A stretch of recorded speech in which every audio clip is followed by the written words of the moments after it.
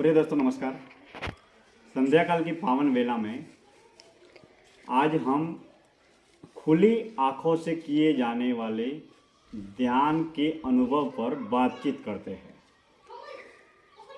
ध्यान के विषय में अक्सर यह कहा जाता है कि आसन लगाकर शांत एकांत वातावरण में पालती मार के आँख बंद करके हम बैठ जाते हैं, तभी ध्यान घटित होता है। यह ध्यान आसन लगाकर आंखें बंद करके आधे घंटे, 1 घंटे या 2 घंटे तक इस ध्यान की अवस्था में रहा जा सकता है या जिया जा सकता है। लेकिन खुली आंखों से दैनिक व्यवहारिक जीवन में घर, परिवार, व्यापार के समस्त तरीके के कार्य और व्यवहार करते हुए अगर हम ध्यान में रहना या जीना चाहे तो सदैव साधक को होश में रहने का, साक्षी भाव में रहने और जीने का प्रयास या अभ्यास करना चाहिए।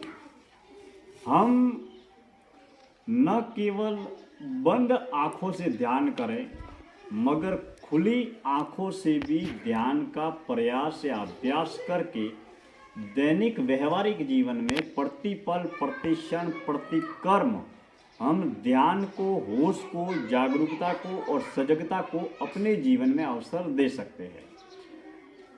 हम जब भी ध्यान करते हैं आंखें बंद करके, जब हम दृष्टा या साक्षी भाव में होश में रहकर जब भी ध्यान करते हैं तब भी हमारी पंच ज्ञान इंद्रियां सक्रिय रहती है। जब आसन लगाकर ध्यान करते हैं तब वह आंतरिक अंतर्मुखी दिशाओं में सक्रिय रहती है।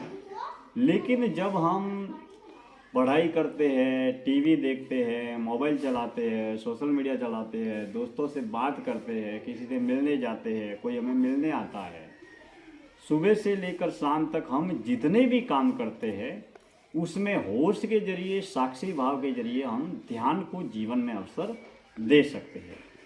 इसको एक उदाहरण के माध्यम से समझते हैं। जैसे मान लीजिए मैं अभी संध्या काल की पावन वेला में गांव में इस स्थल पर बैठा हूँ।